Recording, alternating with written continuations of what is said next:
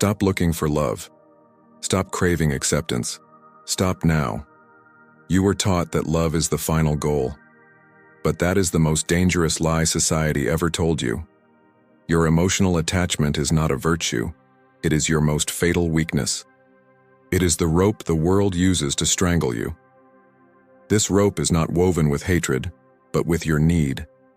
The fear of being excluded, the terror of being alone in the vastness of your own being. That is the matrix that controls you. Every desire for external affection is a system failure. You seek to fill an internal void with a volatile substance that is not yours, an external donation that can be retracted at any moment. This is not connection, it is blackmail. This is the architecture of modern slavery, the search for belonging in exchange for your sovereignty, the trade of your productivity for the crumb of acceptance. You are paying the price of a diamond for a piece of glass. Machiavelli's The Prince is not a reading about tyrants. It is a survival manual against the tyranny of dependency. It is not about how to control others, but how to avoid being controlled by them. It is about the brutal truth. Emotional dependence is the greatest weapon your enemies have against you. It is a target painted on your back, and Machiavelli commanded you to destroy it. He allowed no weak spots in your arsenal. In the next few minutes, you will discover why the desire for affection makes you an easy target, and the 3 inflexible laws of Machiavelli to transform that weakness into an impenetrable wall of self-possessed power. The price for ignoring this is your soul. If you skip this video, you will condemn yourself to be a puppet. You will always be the supporting role, always waiting for scraps. Your life will not be your own. It will be a constant reaction to the emotions of others. You will always be the passive agent, waiting for someone's permission to breathe. It is failure in its purest form. It is time to stop begging for affection. It is time to build your own fortress. Your sovereignty begins here. Your mistake is not seeking connection, it is seeking submission. You do not want love. You want the guarantee that you will not be alone, an insurance policy against solitude. And this is where Machiavelli attacks the core of your vulnerability. The true man of power does not seek guarantees. He creates the reality where guarantees are irrelevant. In his work, he argues that it is safer to be feared than loved. But for an individual, that rule translates to, it is safer to be self-sufficient than dependent. You must be your only source of validation, for external validation is the foundation of your servitude. Think of every person who has ever used your loyalty or affection against you. The boss who exploits your fear of losing your job, turning gratitude into prolonged servitude, knowing you will never confront them because you need the salary to maintain your identity. The partner who uses the threat of abandonment to manipulate, because they know your panic is greater than your pride. The friend who uses your time, your car, your money because they know you cannot say no, because solitude terrifies you more than being exploited. You are funding disrespect with your own neediness. Affection is volatile. It is a currency that depreciates the moment you need it most. It is a financial bubble, and you are the collateral. Worse, when you demonstrate the need for affection, you immediately place yourself in the position of a beggar in the social game. And beggars are never respected, only tolerated out of pity. They see your neediness and catalog it as a future pressure point, a psychological lever to be used when convenient. The cost of your emotional maintenance is too low for them. Machiavelli did not permit a prince to have needs that could be exploited. Why would you allow it? Your life is your kingdom. If your kingdom has an exploitable weakness, it will fall in the first storm, and the storm will be a test of your dependency. Machiavelli viewed gratitude as a fleeting illusion, a mere byproduct of self-interest. He knew that men are more easily offended by those they love than by those they fear. For love is maintained by a fragile bond of obligation, easily broken by self-interest in times of adversity. Love has an expiration date, and the end of that date is defined by the other's convenience. What does this mean? It means the person to whom you dedicate your loyalty, your sacrifices, your worst moments of vulnerability, is the first to stab you, because they know you will forgive them. They know your dependency is greater than your pain, and therefore their cost of betrayal is low. You become a low-cost item to them, a disposable bargaining chip in the emotional economy. Your forgiveness is your price for the continuation of dependency. Fear, on the other hand, is sustained by the dread of punishment which never fails. For the individual, the punishment is not physical violence, but your complete and irreversible indifference. You invest your energy, you wait for retribution, and the world which owes you nothing gives you pain, disappointment, and betrayal. To break this cycle, you must adopt strategic coldness. You do not need to hate, you need to cease your need.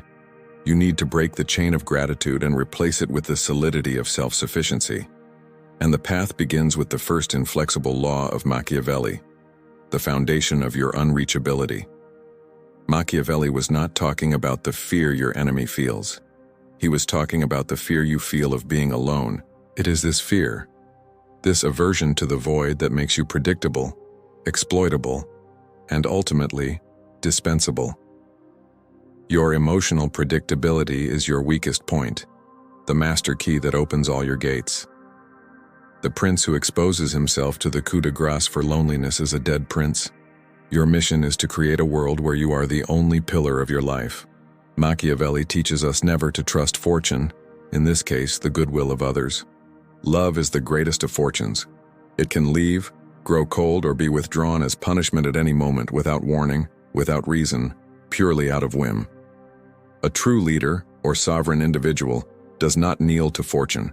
He dominates it. The fear others feel toward you must only be a reflection of your fear of returning to weakness. You fear dependency more than solitude. Solitude is merely the price of your freedom, and you must learn to love it. You must identify and eliminate the 3 areas of primary dependency in your life. These are the prisons you built for yourself, and that define the triple pillar of sovereignty, the bedrock of your unreachability. First, financial dependency. If you do not control your money, you do not control your life. Your first mission is to become economically unreachable, a man who cannot be bought or coerced by a salary. Your freedom is in your bank balance. You must be able to walk away at any time without money tying you to a job, a creditor, or a partner who despises you. Financial stability is the only compass that points to freedom. To fail here is to accept servitude. Second, social dependency. Stop seeking validation in groups and circles that require you to diminish yourself to fit in. Your value must come from your solitary productivity, from your work, and not from your social status. Strategic isolation is your shield, allowing you to hear your own voice. Your value is internal. He who needs applause to breathe drowns in silence. They give you a seat at the table, but they demand your soul as the entrance fee. To fail here is to submit to the noise. Third, emotional dependency. You must be your own hero, your own therapist, and your own God. The moment you seek happiness, peace, or integrity in another person's validation is the moment you hand over total control of your inner peace. You must be capable of healing your own wounds, processing your own pain, and emerging stronger alone. The power lies in your capacity to bear your own emotional weight. To fail here is to live in constant panic. When you need nothing, you become the person everyone needs. This is the new dread Machiavelli wanted you to inspire. The dread that you cannot be blackmailed. The dread that you are a free agent. Affection is a constant negotiation, and you are negotiating poorly, exchanging substance for smoke. Machiavelli viewed politics, and the individual, as a cold calculation. People only cling to you for what you can do for them, for your functional value, and not for who you are in your essence, because essence is intangible and non-monetizable. And if all you offer is your need for affection, your value is zero, for need is a commodity. Where your value ends, your manipulation begins. Your efforts to please transform into an expectation of reciprocity, and that expectation generates resentment when it fails. You become the undervalued hero, the man who works hard for gratitude that never arrives because gratitude has already been priced into your neediness. You have become predictable, and the predictable is uninteresting. Think of your energy. You spend it trying to please, prove your worth, and fix others. You're exchanging gold, your time, energy, and talent, for copper, temporary validation and approval. This is the worst investment you can make. It is the strategic bankruptcy of your life. Your only currency must be your value, and not your presence. What you create is more important than how much you are there. Your absence must have a higher cost than your presence. The first step is to stop being available. Availability is the enemy of value. People value what is rare, what is difficult to access. Your absence must be felt as a loss of functional value, not just emotional warmth. Create windows of silence. Let the void force them to respect your time and reconsider your value. Second, create scarcity of success. Do not show all your process, all your effort, all your struggle. Let them see only the result, the achievement, the mountaintop. Mystery forces people to respect your time and your space because they fear the power you hide. They do not need to know how you built the wall, only that it exists and is impassable. Third, trade desire for respect. Do not worry about being desired. Desire is fleeting and carnal. Worry about being respected. Respect is a stronger anchor than desire, because it involves the fear of losing your value, the fear of your indifference, and ultimately, the fear of your silent retaliation. Respect is the foundation of permanence, while desire is only the promise of a moment. If you are drowning in the need to be loved, you have no exchange value. Machiavelli says, "Stop giving and start building." Machiavelli's last law is the hardest. It is the point where you burn the bridge of dependency and ensure you will never return. It is the funeral of your weak self, the destruction of the emotional parasite that inhabits you. You need to identify your last emotional anchor, the person, habit, or idea you use as an excuse not to move forward. It could be an ex, an unrealistic childhood dream, your parents' expectation, or the idealized memory of a past that never existed. Anything that ties you to a version of yourself that you have surpassed and that prevents you from becoming what you must be. That anchor is your chain. You must cut it with the precision of a war surgeon. For Machiavelli, an offense must be so great that the offended cannot retaliate. For you, the cut must be so clean that your mind cannot turn back. For the cost of returning would be the total destruction of your new identity. The success of your sovereignty depends on the irreversibility of this decision. You must become incompatible with your past. How to apply the final cut. The manifesto of non-reversal. Write a letter, to yourself, never to the other person, listing all the abuses and weaknesses that dependency has cost you. List the dates, the pains, and crucially, the financial and time losses. Calculate the exact cost in hours worked. Keep it as a blood contract with yourself. It is your cold reminder that the past is a lethal poison. The 30-day retreat strategic ghosting. Dedicate 30 days to nullify any emotional contact that is not essential or functional, focusing only on your Rule 1, self-sufficiency, and your work. This is not punishment, it is a factory reset. You must learn to love your own company, to the point of being self-sufficient in happiness, pain, and boredom. You must prove to your subconscious that solitude is not death, but the cradle of creativity. The new identity, the unreachable code.